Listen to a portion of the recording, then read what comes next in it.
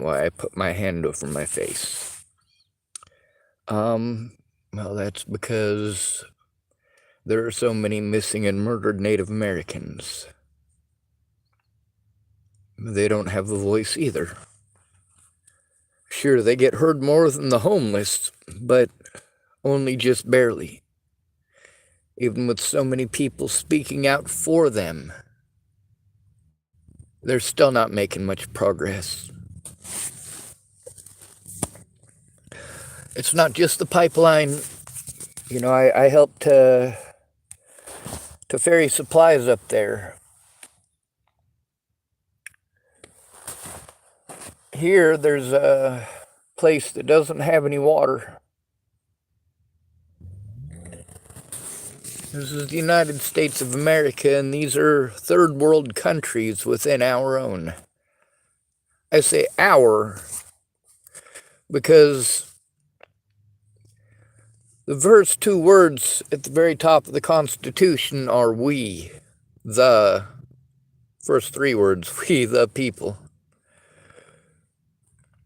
That don't matter what color of skin you are. You're a person. If you go missing, we should try just as hard to find Selena Not Afraid when she goes missing as we did to find Natalie Bollinger.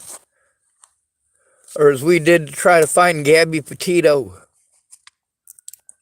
Now, how many of them other dead bodies, how many did they say they found? Over a dozen? Over a dozen bodies in the search for Gabby Petito and Brian Laundrie. Over a dozen. Obviously, they're not all Brian Laundrie and Gabby Petito. Alright, so this Avery Shannon lady, I started typing to her, and then I realized, whenever people start typing stuff to me, a lot of people type stuff like, oh, you matter. Well, if I matter, then show me. I've been trying to show the truth. I've been begging people to speak out. I've been begging people to look at the evidence. I have gone to all of these different places and tried to show my evidence. Now, let me show you the situation that I've been forced into because of Natalie's death. See, I had a place to stay when Natalie was killed.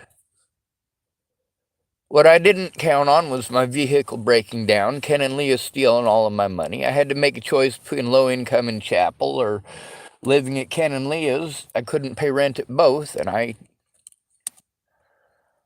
chose the lesser of two evils. That was in 2017. Now, this is my vehicle. This is full of evidence.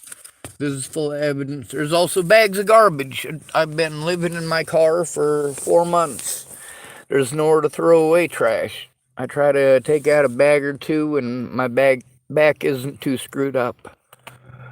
But there's nowhere to throw it away. The closest that you get is the gas station garbages, and they're so small. They're like half garbage cans. They're so short.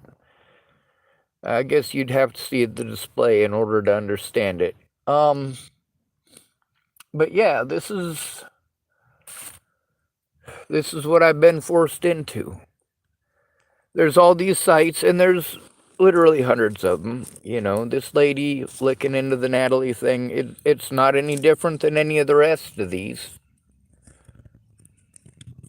She's interested in true crime and has been since she's a teenager, and that's what it says on her thing. But, when I first started typing at her right after my last video, I was like, I didn't even know that she was one of them folks. I thought she was just one of them well-wishers. Well, if you want to do the true crime thing, you can either sell the same story that all these other places have been selling over and over and over again. And if you listen to these other sites, not that you will, but I recommend doing so, they all tell different versions and different variants, and, obviously, none of them got their shit straight. I got a bunch of evidence here that I have problems with processing. I've needed help with that. I'm also not good with the internet stuff, but I think I have the email thing down, and I can try to. I shouldn't say that because I'm still having issues with people. Even Meg, this most recent situation, she said she wasn't able to see it. I think that's probably because of a lapse in the payment thing.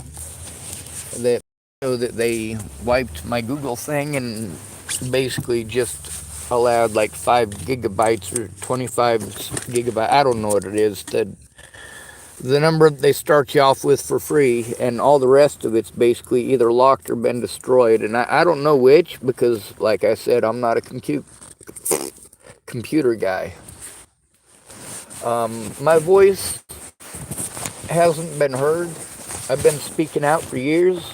You know, you look at one of these web sleuth sites that, you know, it's entertainment to them. They got some of them millions of views. And I encounter these viewers from time to time out in public, and after being painted like a monster, the viewers from these channels treat me completely like shit. Or one of them will recognize me from some crime thing that their wife is watching and get all up in my face. You're the one who killed that girl. No. Joseph Michael Lopez shot her in the head at Macintosh Dairy at 6 to 15 inches away from her head with her boyfriend's 9mm Glock. She was on her knees when he did it.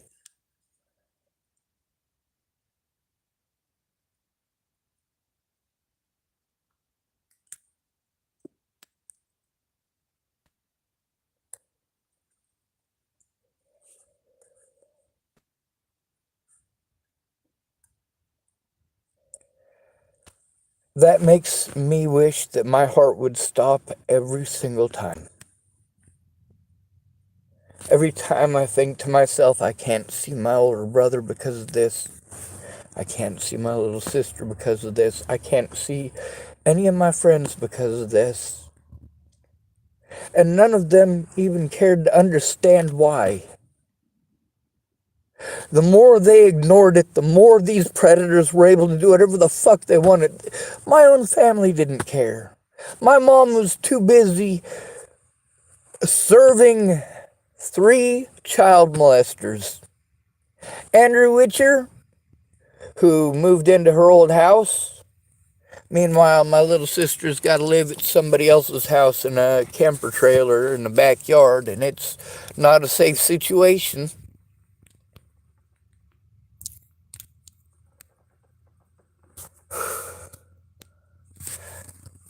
So, my mom helped out Andrew Witcher, who's a child molester. Also, my grandpa. My mom told us all growing up, stay away from him. He used to rape me growing up, and my mom always told me that my dad rescued her from that.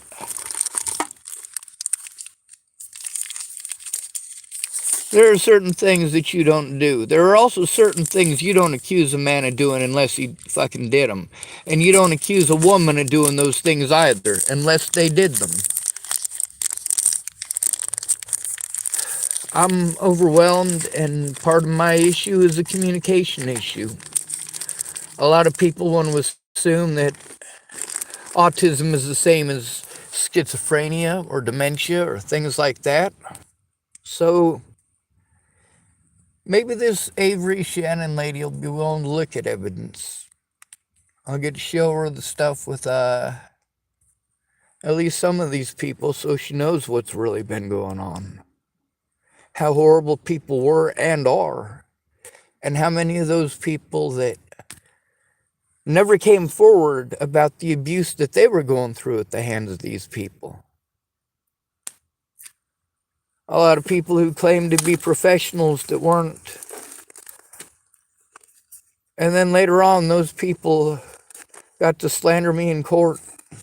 They got to do so long distance. That's what it's like when you're called mentally ill. It doesn't matter how much evidence you got. People don't want to see it. Or they just pretend you don't have it. And you try to explain to them over and over again, hey, give me your fucking email address and I'll send it to you. Like, this ain't a goddamn rocket science. It's going to take a long time to do it. And with the cops continually doing everything that they can to try to hide the crimes of other cops, yeah, it's been damn near impossible, especially being forced onto the road like I have. But you know what? I've got enough of it sent out to other people that I can just forward it from theirs. Make it a lot easier for y'all to see. Anyway, I hope this Avery Shannon lady is, if she's saying true crime, I hope she's actually interested in the truth. I hope she's the one person who's willing to look at both sides and look at all the evidence. Like, there's stuff that Natalie Bollinger said or typed that were absolute slander. And the things that she claimed were slander absolutely were not. What did I say about Natalie before she died? I said what kind of a man her dad was, what kind of a man Tim Beeson was, and her heroin habit. Those things all ended up being true now, didn't they?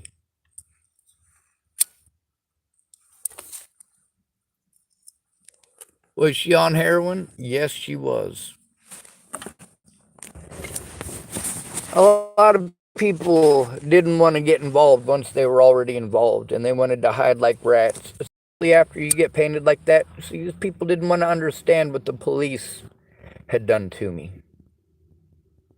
The fact that I jumped through all of these hoops before Natalie died so that I could get help, stopping the abuse, stopping the harassment, stopping the threats, stopping the assaults.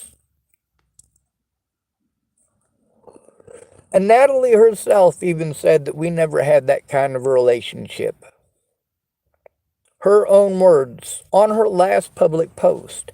And I have posted up a lot of evidence there. What I want you to do, and there's over 2,000 comments, I don't expect you to read them all, but go to the very top of it. Scroll all the way up to the very top of the comments. You can see Natalie Bollinger's words themselves when she is commenting and having conversations with these people.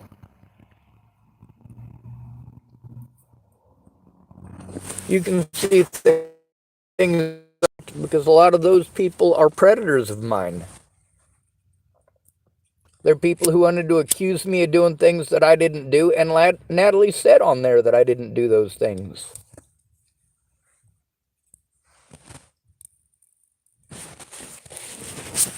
But because I'm called mentally ill, which, if you know anything about the DSM-5, that's the book of mental illnesses. There's over 500 diagnoses in there. It's not 500 different variations on schizophrenia. You can get PTSD. Let's say your daddy rapes you. Mommy won't listen. You start cutting on yourself, you get locked up, right? Yeah, we know how it goes. Those of us who grew up in the system have seen it time and again. Many of us have had to endure it. Me, I shouldn't even call it lucky. I was lucky that my family never did that to me. It was people in the system. Most of the people who abused me like that were people who had been abused that way themselves. And it wasn't okay. My little sister and I, we've been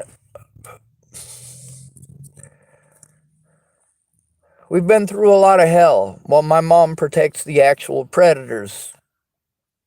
My sister's not predatory like that. I'm not predatory like that.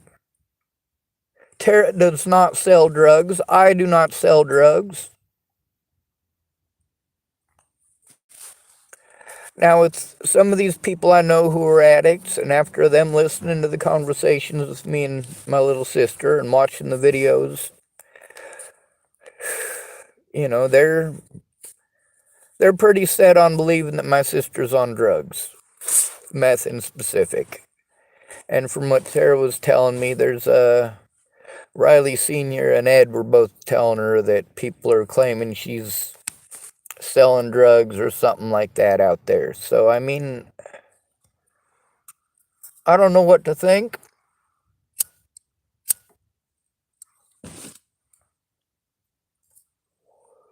But I know my little sister is not a pedophile. I know my older brother is not a pedophile. I know that my little sister tries hard to be honest. She went all ultra Christian. She went from being one of the biggest liars I know to one of the most honest people I know until she's afraid. That's the kicker right there. When she's afraid, she's liable to say anything. She doesn't want to get in trouble. She doesn't want it to affect her. But that's a different level of fear. Most of you guys aren't going to understand that. My sister and I have both been fighting to do something about predators for going on 20 years now. My sister doesn't know about everything that I've gone through, but she's the one person in my family who's been ultra supportive until the situation with Natalie, and my family wanted her to not talk to me and not help me and not this and not that. And according to her, it was everyone in the family who was involved in that.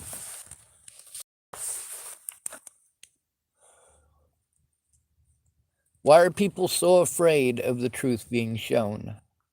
Now, I've got hundreds of privacy violations on my YouTube channel. They're not literally hundreds of privacy violations. It's all people that are pissed off that I recorded conversations with them that showed I was telling the truth from the start. They were just cowards and never came forward. So they complained. They want to pretend I'm some sort of a monster for speaking out. They want to pretend I'm a bad person for speaking out in a place I actually can, my YouTube channel. And I scream and I shout and I have panic attacks and I have meltdowns on my channel. I certainly do. I literally scream for help.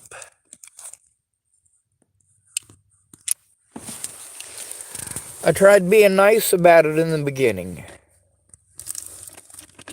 But you know what? It's not a good thing to be stalked. It's not a happy experience to be stalked. And one of the things about having predators like that is that the first thing they're going to want to do is cut you off from any sort of help or support that you had. And that's what the Bollingers did through that slander. And people don't want to hear it. They don't want to see it.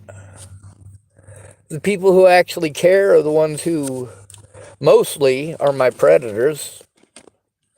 The rest of them, they just wanted to dilly-dally and pretend like it didn't matter. And, you know, in the state of Nebraska, since everyone is a mandated reporter, everybody I told about the abuse I'm going through broke the law. They can serve 6 months in jail or prison because they have the county safe-keep program. In Chapel, Nebraska, they don't have a jail there. They're not going to keep you for 6 months. And if Garden County is full and Scottsbluff is full, well, guess what? You're going to prison, even on misdemeanor charges. The number of things that have been done to me and to many other people like me, it's phenomenal. Now, I'm sorry for making this so long-winded. I usually do. I hope Avery Shannon sends me an email address so I can spam the shit out of her with a whole bunch of evidence. I don't know if she's any good or not. I don't know if she tries to get all sides before speaking and making a story. I hope she does. A lot of people wanted to call me a horrible person, people who offered to help me, and then they wanted to call me a horrible person because I spoke out about their addictions, about the situations at those places that were decidedly unsafe. A lot of times it just came down to people getting drunk and screaming all the damn time. But there's also the videos of, on my YouTube channel, there's Brett Roloff digging through his own feces for a meth bag. For me, the only people who ever accept me are the alcoholics and the druggies, because nobody likes them either because they're different. But for me, not being a drug addict or an alcoholic, like, what do I have in common with those folks? What are we going to talk about? Anyway, I also, not that any of you guys actually listen to anything that I have to say, but I encourage you to go look at her channel, Avery Shannon, and, see what she's got going on. And, well, if she seems like she actually is a decent person who actually cares, and she isn't just somebody trying to make all dudes out to be creepers, that sexist stuff is driving me nuts. That's one of the things that they get to the back of the bus mentality. It happens more to women, so the male victims need to get to the back of the bus. The male victims need to take the punishment and the blame, along with the rest of men. No, that's not okay. There are men like me who are not perpetrators. We don't have any interest in that part of your anatomy. There's a lot of us, especially higher functioning autistic folks, we just don't have that interest. It's not an insult to you. Anyway, I encourage you to go look at her channel.